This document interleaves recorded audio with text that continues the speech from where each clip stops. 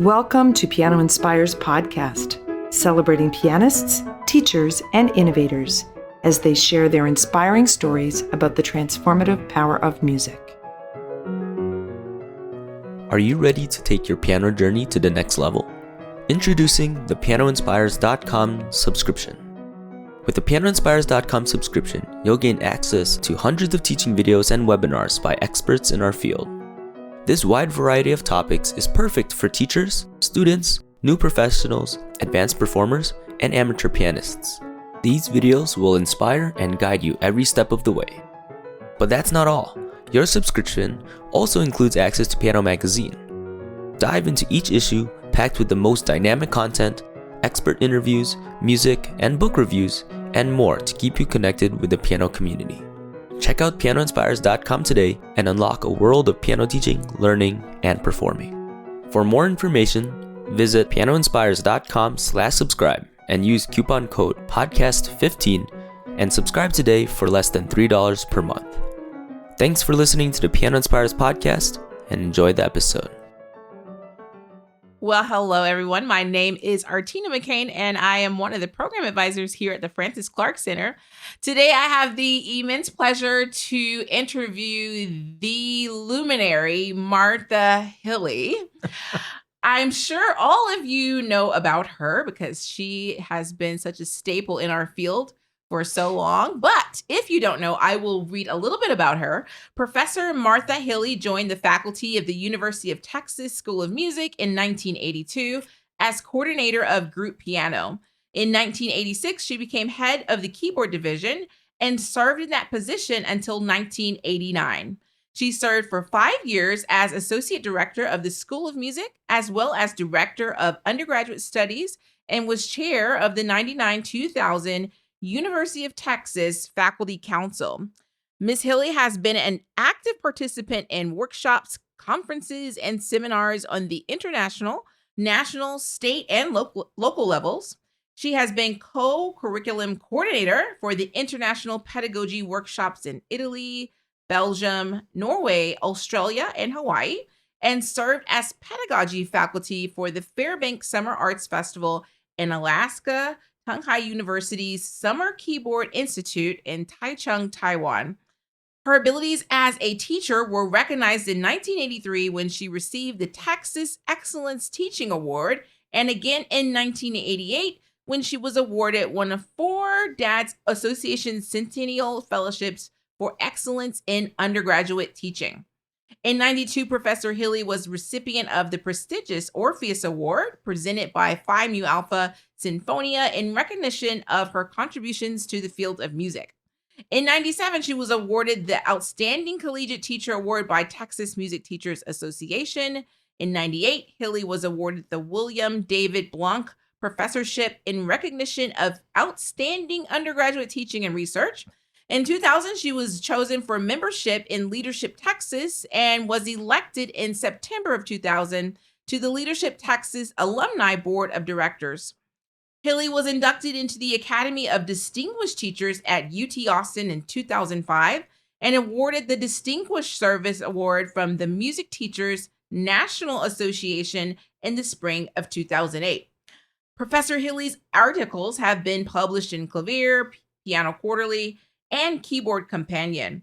She is co-author of 2 college piano texts, Piano for the Developing Musician and Piano for Pleasure. The texts were the first to embrace digital sequencer technology through disc furnished to teachers, as well as the first to provide web-based computer tutorials, downloadable PDFs and MP3 files, and dedicated websites for each text. Hilley retired from the university in 2019, and I also just want to say one of my mentors and longtime friends, and I'm just overjoyed to be able to sit here with you today. So welcome. Oh, thank you. Thank you. You read that quite well. Oh, well, a lot of it I know, but some of it I learned new things too. Well, Martha, and also affectionately known as Hilley, we want to start back at the beginning of your life and in music. So take us back to Texas and what your influences were as a child. Well, my mother was a piano teacher. So that was a huge influence. I only lasted 6 weeks with her because I wouldn't practice for her. I mean, she was my mom, Right. So it doesn't work so so well. she shipped me off to her teacher, which was great. My grandmother, my mother's mother, was a marvelous musician who played the piano beautifully and had absolutely no idea what she was doing.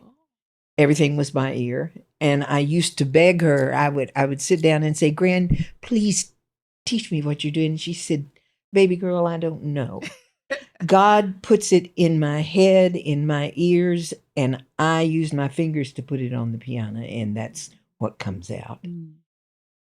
It's just, so it's in the family. I see. Well, once you moved past the family, where did it take you? Did you have a special teacher in high school or college? What made you want to become a musician? Oh, well, now this is interesting. I you know how you do a career day when you're a junior in high school and you go to a university and kind of look. Well, I was either going to major in math or physics. Oh. Yeah. We're Those glad you were did my it. those were my two passions. Well, when I became a freshman in high school, I told my mother, I'm not going to do piano anymore. And she said, and why? And I said, I'm in high school. Oh. I mean, my boyfriend was the quarterback on the football team. And anyway, she said, you're going to be sorry. And I said, I don't think so. So I did this, but I physics and math were my great topics in high school.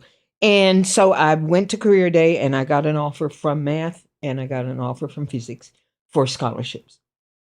It was fantastic. And my best friend, Jimmy Jones, who studied with my mother, was at career day the same day I was, and he was auditioning to be a piano major. And we were going to meet for lunch. So we met for lunch, and before I could open my mouth and brag about the fact that I had gotten math and physics both, he said, I got a scholarship. It pays for dorm, for food, for books, for tuition, for fees, for all 4 years. And I said, oh, okay. I got a scholarship for math and a scholarship from physics, but it's not a free ticket. Oh. And I got to thinking, my family didn't have that much money. And I thought, well, I may just audition to be a piano major. When I got home and I walked in the house and I said to my mom, I'm going to be a music major. She said, on what? And I said, well, the piano. And she said, honey, you haven't played the piano except for church in 3 years. And I said, I can do it. And she said, I'm here to help. And over the summer, I learned music and I auditioned the next fall for the next year. Oh my gosh. And got a scholarship. Can you tell us what you played? Do you remember what you played after that 3-year hiatus? Oh my God. What did I play? Okay. I know I played the first Prelude and Fugue. I played, God, I can't remember, one of the Mozart sonatas. And I played Beethoven. That's quite impressive considering you laid it down for 3 years in your teenage years. Yeah, that's good. Well, so you were quite the pianist. I should have gotten my mother's fingers. I got my grandmother's soul. Okay. So I was a very musical pianist. Came straight from the heart. I would have loved to have had my mother's technique ability, but she ended up studying with my teacher 1 year. Oh, that's by awesome. the way. Yeah. That's awesome. I'll tell you about that. Okay. Anyway, so I went to Sam Houston State, and the person that I had auditioned with was no longer there. The piano teacher that I was going to study with had left over the summer. Yeah. And so I was with someone, I had no idea who he was, what he did, nothing. And his name was John Paul, and he was an amazing pianist and kind of liked to teach through intimidation. Mm. So when my mother decided to study with him, she came over. It was 45 miles from my home, from the town where we lived, to go to college. And she would drive over for a lesson. And when she drove over for her lesson, she walked through the door and she said, "I'd like to get something straight before we start." And Dr. Paul said, "Oh, okay." And she said, "If anybody cries in my lessons, it's going to be you." Oh. I dare someone to say that these days. Well, because I tried so hard to please him, and I did cry kind of for, almost 7 years. Oh, wow. Undergraduate and 7 years? master's. Oh, wow. Yeah. With the same teacher? Yeah. Oh, yeah. my. With the same teacher. Wow. Yeah. And so she loved her lessons. Yeah. And she did not cry at all. Okay. But anyway. Well, who was one of your big mentors then outside of your mother? If John Paul was making you cry, was there some professor that kind of propelled you forward? Oh, Harry Mallard. Okay, yeah, tell us. Harry Mallard was my music history teacher. Mm-hmm. Just astounding. He made it interesting. Mm. And the thing is, I had decided that what I would do is major in music for my freshman and sophomore years, and then switch to math. I had decided I was going to do math when I was a junior, and let this scholarship pay for things. Well, when I started taking college level theory and music history, I was fascinated with it. Mm-hmm. Just absolutely fascinated. And I was a pianist, true, but I was not a performing pianist. So I was taking music ed courses too. Well, when I got to the methods courses and I had to do, double reed instrument, and I had to learn strings, and oh my God, the sounds that I produced on those instruments would make you cry out loud. You knew that wasn't for you. Oh no, it's just not for me. So I switched over to performance. Okay, yeah. Okay. But Harry Mallard had this. He was a Michael Tusa. Okay. You know how Tusa is. Mm-hmm. If you pay attention, he's funny. He's incredibly funny. Harry Mallard's the same way. Okay. So I would be, he was also my musicology teacher when I was in the master's program, and the second reader on my treatise. Mm-hmm. But I could hardly wait to get to Renaissance class that happened on Wednesday nights from 6 to 9. Mm-hmm. Now, tell me another pianist number one, who takes a Renaissance class, right. And number two, enjoys it. Right. He must have been a good teacher. He was a phenomenal teacher. He could play anything on the piano. He could just, read open score, just amazing. And he was funny. And so I would be sitting there just hollering almost out loud, and everybody's looking at me like, what is your problem? Well, he spoke to you. Anyway, so those two were so really opposites in a way, but between Dr. Paul and Harry, but it was amazing. I can tell. I decided music was really what I wanted to do. Oh, that's awesome. Yeah. Well, okay, I know lots of things that happened between this bridge of a bio you have at UT Austin and all these incredible awards, but tell us about the journey and maybe some of the struggles before you landed at a job that you really wanted to be at, and then you eventually stay there until you retire. Okay. Yeah. Okay. Any of them that you want to. I know you have many stories. I can run through this pretty quickly. Okay. When I was almost done with my master's, there were, Harry was a stickler about how you wrote, and he would write in this tiny little handwriting. I think it's something musicologists do.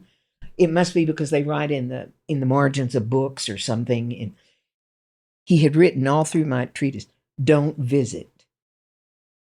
Don't visit. Visit what? And I said, that's what I said. Okay. What are you talking? He said, you write like you talk. And I said, and he said, this is a treatise. It should sound a little more professional. And I said, seriously?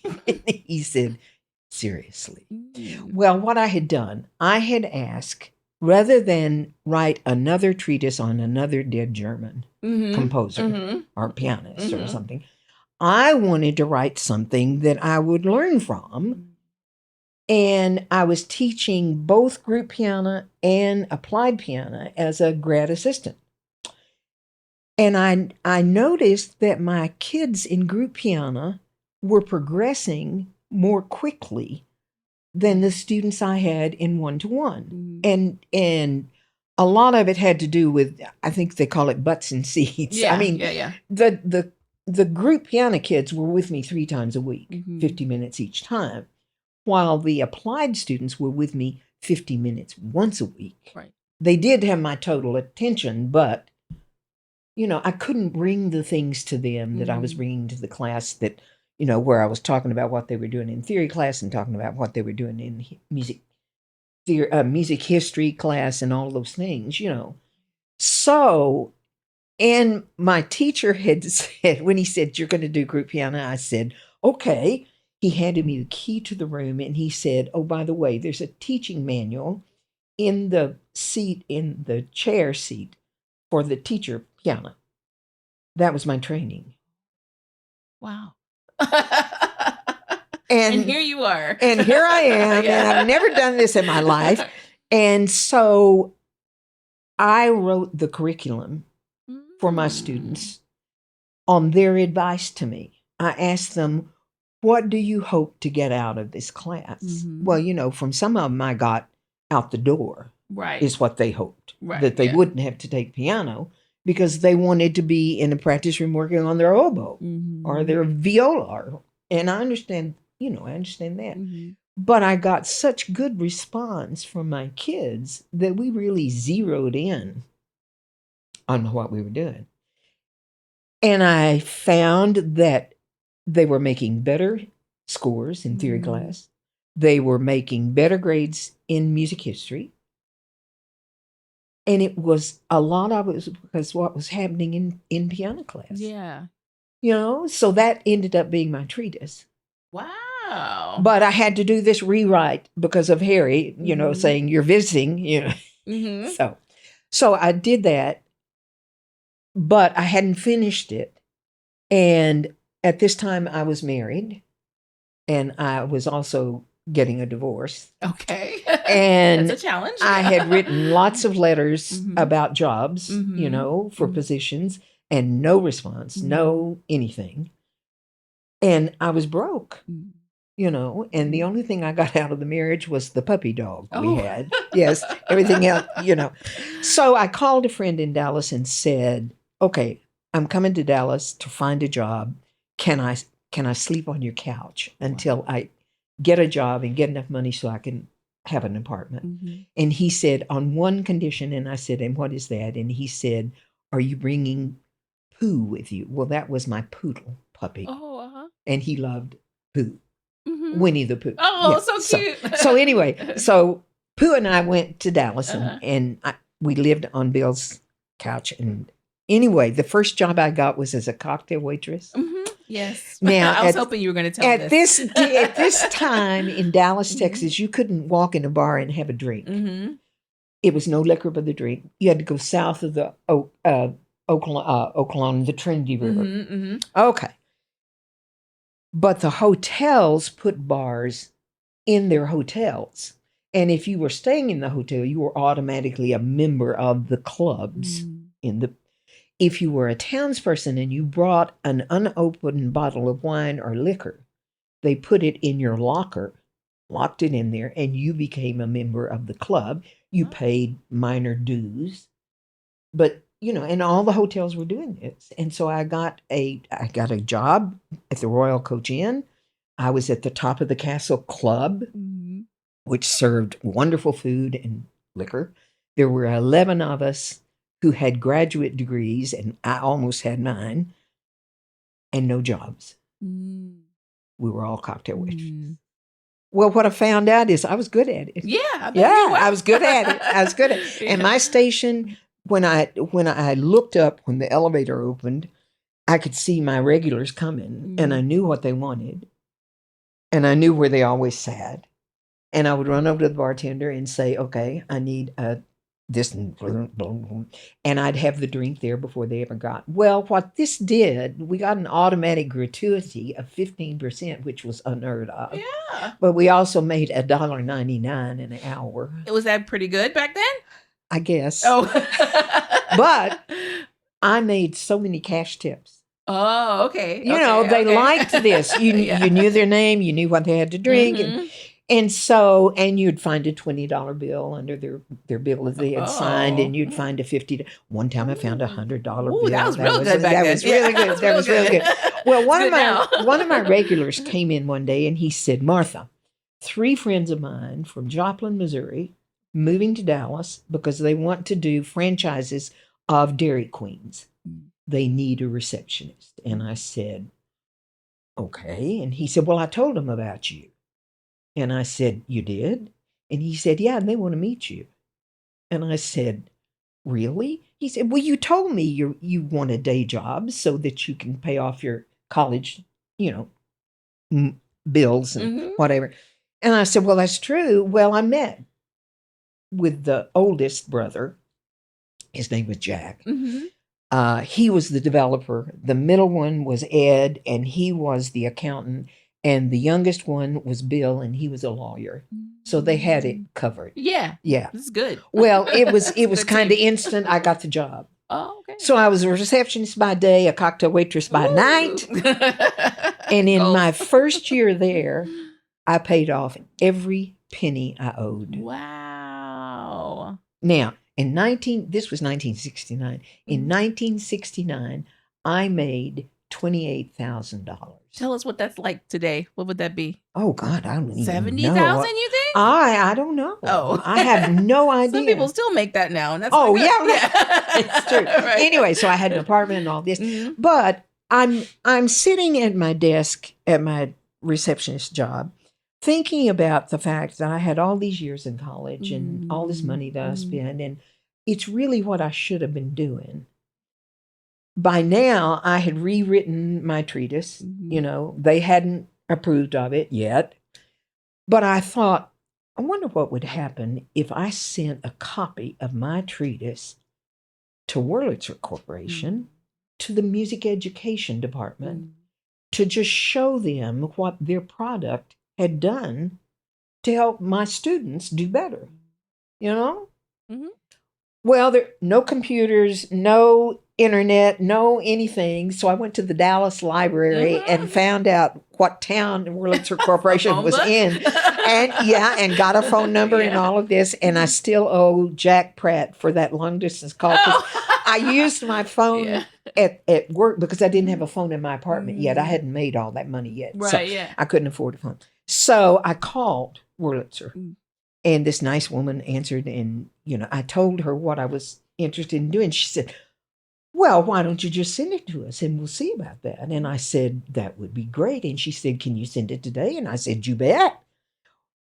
So when the mailman got, I also owe him for the postage of sending my treatise to Wurlitzer. Well, and so I sent it off. And I thought, hey, this is great. Well, 2 weeks later, my phone rings on my desk, and that was the number I'd given them.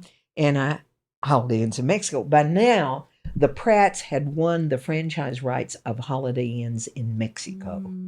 So they were no longer doing Dairy Queens. They were doing Holiday Inns.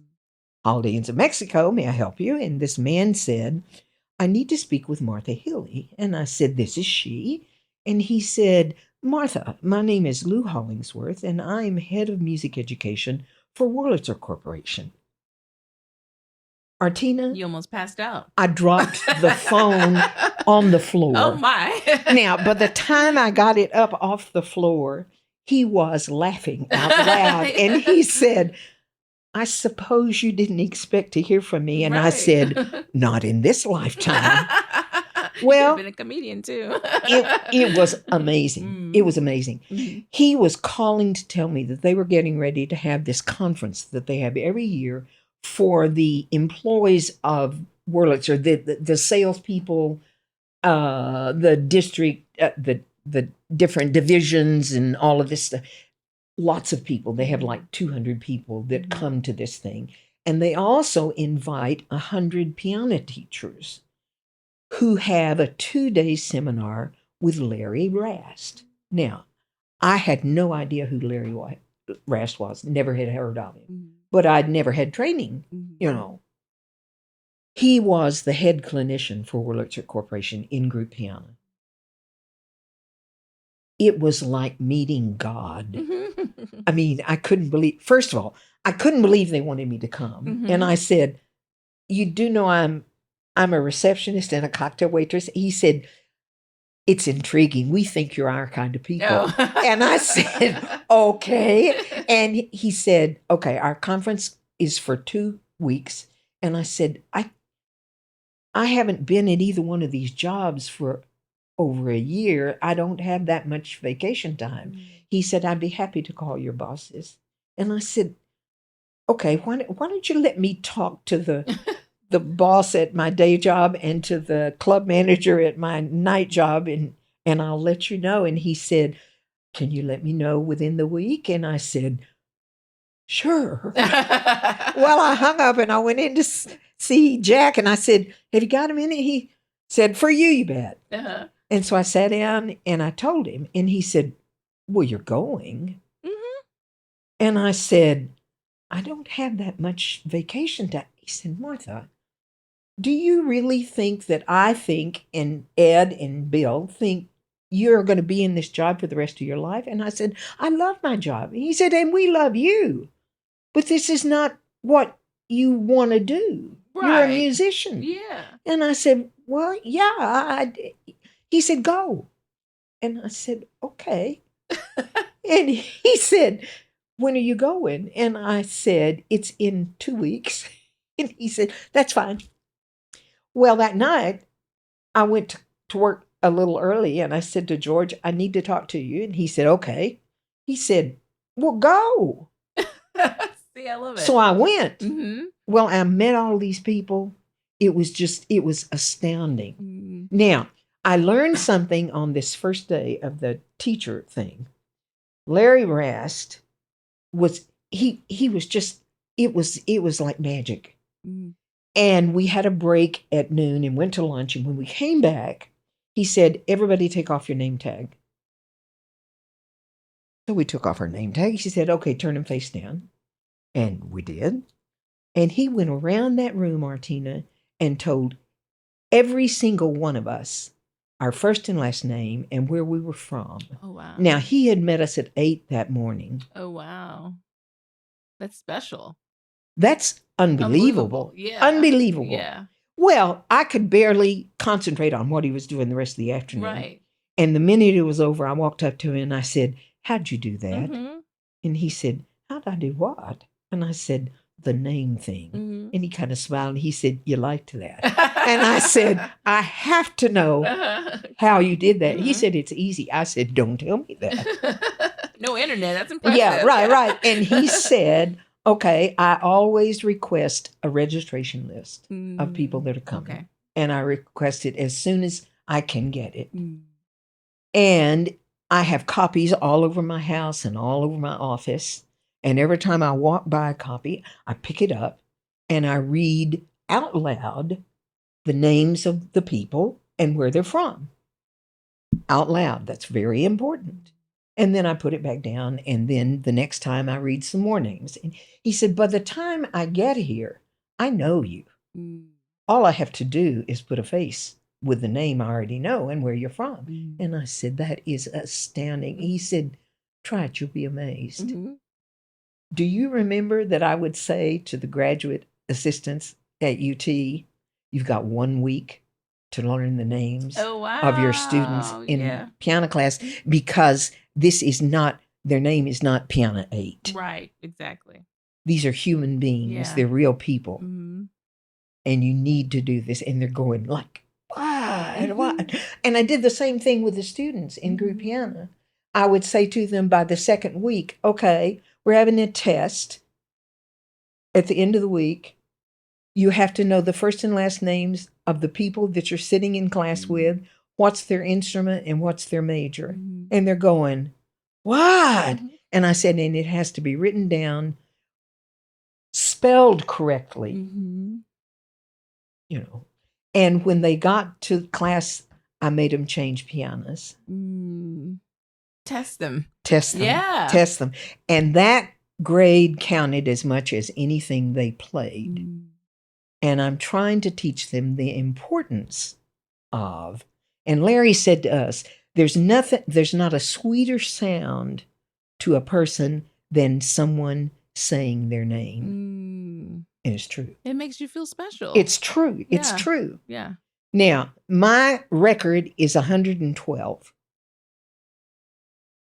But at least I knew these people a day and a half. Yeah. Before I went through my little game trip, you know. Well, that's what made you so legendary. I don't know about that. No, I was there. I don't know about that. You treat people like humans. We always felt like you cared about us. And, I did. And even though I wasn't really one of your children, you adopted me. Yes, I did. And so let's just take a moment to talk about this legendary career that you've had in group piano and yet UT Austin. Okay. All right. Well, let me say to you, I mean, I owe my life to Wurlitzer. I really do.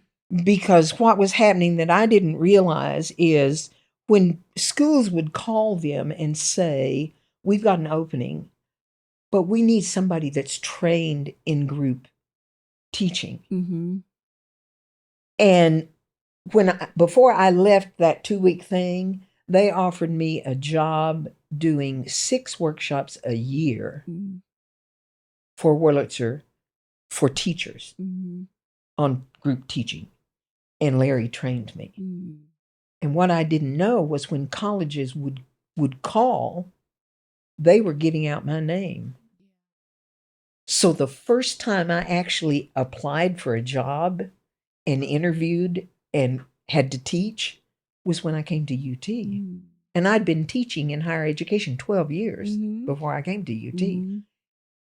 And Wurlitzer just kind of gave me those jobs because my name was the only name they gave out. Yeah. That's a good tip for students today, right? The connections that you make, you never know. The connection, you never know. To this day, I think, where would I be if I hadn't turned in that treatise? Where would I be if I hadn't been a cocktail waitress and a receptionist? You know? You don't know. You don't know. Yeah. And I tell you that when I went to UT to interview, I was terrified. I was terrified, and I'd had 12 years experience. And I walked in, number one, Hunter March picked me up at the airport and became my best friend. Yeah, forever. I miss him so much now. But he said, you've got a meeting this afternoon with the budget council. And I said, who is that? He said, oh, it's you don't have to know anything about budgets. It's all the full professors. And so he took me to the room where I was going to do this, and I walked in, and there were all of these people sitting behind a U-shaped set of tables, and in the middle of the U-shape was a chair. And I thought, it's the friggin' Inquisition. There was not a table. There was not a glass of water. There was nothing. And so I'm turned around, putting my purse and my briefcase on the floor. And this voice said, so I see you don't have a doctorate. Who was that? I need to know. Morris Beachy. Oh, okay. I don't know him. He was head of the choral. Okay. You know, and I turned back around, and the only person I saw that looked like this voice, because he was taller than everybody else, even though they were sitting. And I said, oh, I'm sorry. I said, I'm so glad you brought that up, because I can save us all a lot of time. I do not have a doctorate. I started one, and that's another story at another time. But I didn't finish it. I don't know if I'll ever finish it. I have a strong national reputation. I'm good at what I do. I'm building an international reputation. And if the doctorate is a game changer, then I will just pick up my purse and my briefcase and say, it's nice to see all of you, and we'll be done with this. Right. Yeah. And about that time, this woman on the other side of the room said, why do my singers have to take piano and theory and history and all of these things? That was Martha Deathridge. Oh, and they probably still say these things today. So help well, some of us out. Anyway, she did. And so I started explaining to her, what help it would be for her singers to have some piano skills so they could plunk out their parts and not depend on somebody else and all these things and everything else. And Morris Beachy never said another word. Now, you remember the career goals class you took. Yes, and you remember that you've heard all this before. They haven't heard it, though. But, the thing that I was trying to get to them is, be careful what you say. When you get that interview, you must be who you are. Don't answer questions the way you think they want them to be answered. That's good advice. Because you might get the job. And then what are you going to do? Right. Become a new person? Right, yeah. You'd be miserable. Yeah, right. Yeah, it would be horrible. Right. It would be horrible. So I just, and 38 years later, I retired. Wait. We need to have at least one story in between those 38 years. Okay. Tell us something that was really inspiring to you working with group piano at UT Austin, whether it was a student or colleague or just what kept you going. So many people, they don't have such a legendary career like you and so honored as you have. All so right. how did you keep it going? Those Those of us who teach group piano know that you got so many students that don't want to be there. Yeah, right. You really it's do. It's hard to stay motivated. Yeah. So I spent most of my 49 years of teaching group piano trying to win friends and influence people. Not only the students in my class, but my colleagues, because they kind of looked down at those of us that were group piano teachers and pedagogy teachers because you're teaching people to teach what? Right. Yeah. What? What do you play? Well, right. Anyway, but to listen to my kids and have them know, you got to be honest with me. And I would be honest with them and say, give me 20 minutes, 5 days a week, where I own you, body and soul and mind, and you'll be astounded at how far you go. And the ones that took that advice really did better. Because I'm not asking them to spend hours and hours and hours. And hey, I understand they've got an instrument that they need to be perfect at, right, so to speak, which I hate that word. Right. There's no such thing. Right. Can't be done. Yeah. Because it's your mistakes that you learn from. Right. Yeah. So embrace them, enjoy them, right. Make enjoy them be proud. Okay. Be proud of it. Yes. And I saw Hunter did Maymasters, which is a 6-week program that happens at the beginning of summer. And you can take a group of students to a foreign country where you think they will learn something because they're in the country where this happens. Well, Hunter's was to take students to England to hear the choristers, the little boys that sang in the choirs, while the college students sang the alto, tenor, and bass, and the little boys sang the soprano. Okay, these children were amazing. And in a rehearsal, we got to go to the rehearsals. And I went to several of these to help Hunter with them, just corral the kids.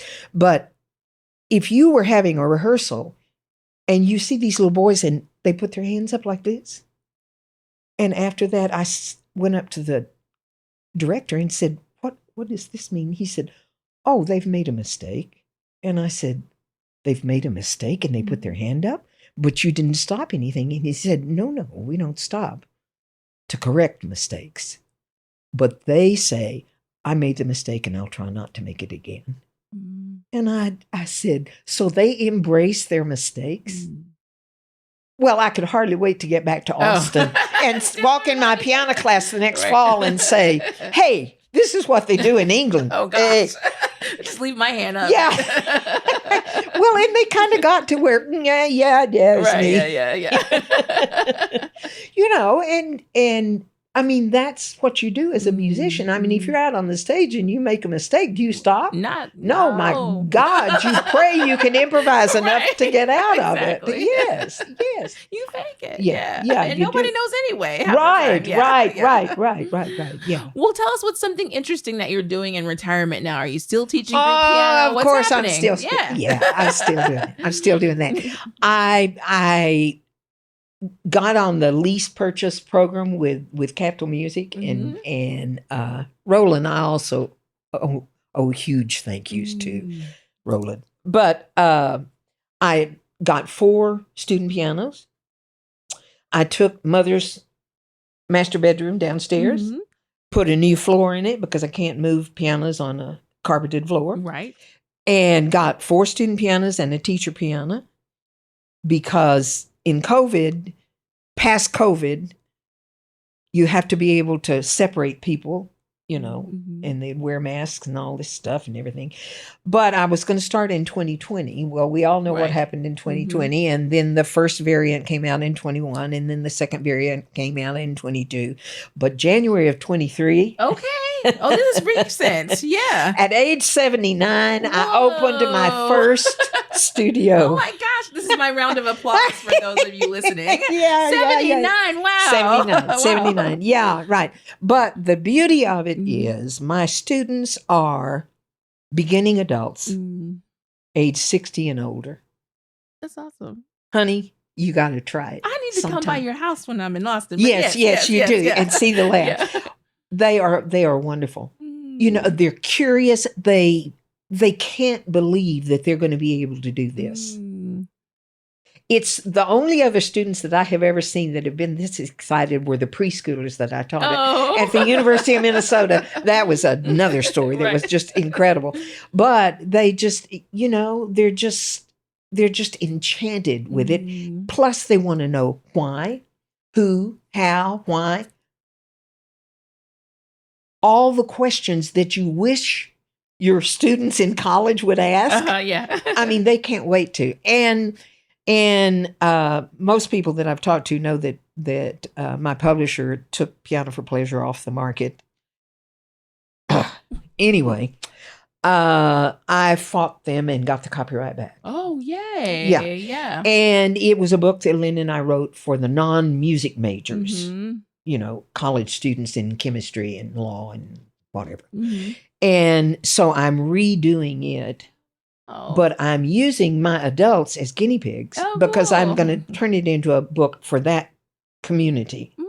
And so I explained that to them when they came to their first classes and said, I expect you to say to me, Martha, we need less of this.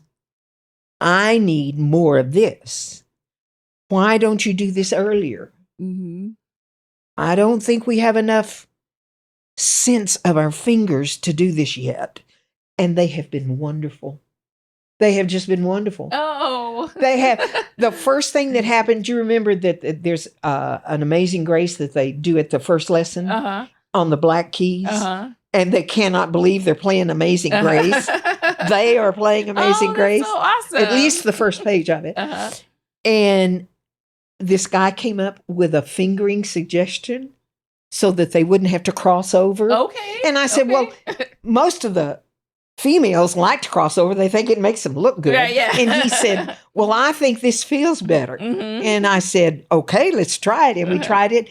And so it's in this book, it's going to say Mike Harkin's editor on Amazing Grace. Oh, very cool. Well, you were always really good at getting students credit. Well, yeah. Well, all the compositions they did. Yeah, they have their names in the books. That's awesome.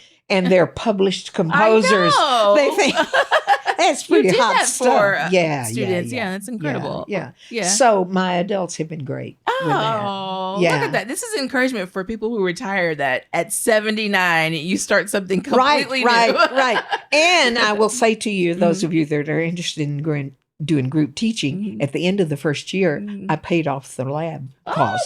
Wow. I own it. Oh, my gosh. Wow. I own it now. We need Martha Hilley Part 2 finance lesson. Well, I went don't have to enough time. I went to the presentation of this amazing young woman who had her 10-month-old daughter there that would cry for mama. And so she did part of her presentation with her child on her hip. She was amazing. She was doing taxes, self-employment taxes. Oh, yeah. That's a job. Which I'm fighting, trying to get all of my taxes together for my first year of some of my self-employed. Mm-hmm. Yeah. Anyway, she was great. She was great. I can't remember her name, but she was wonderful. Look at your programs. Okay, yeah.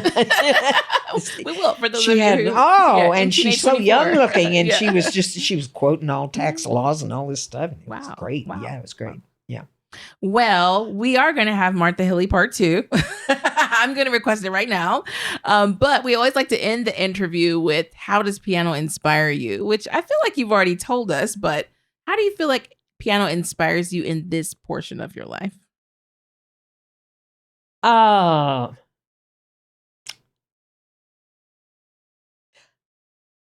Number one, I have never dreaded going into a classroom. The fact that I was given the opportunity to teach piano the way I taught it in groups changed my life, And the fact that I figured I would die at the university, just in my studio or classroom someday. Oh, really? I wasn't going to retire. Oh, wow. Well, then I became president of MTNA, and I knew that I couldn't do a college job and MTNA at the same time, and do the kind of job I wanted to do. So I retired. But I knew what I wanted to do was what I'm doing now.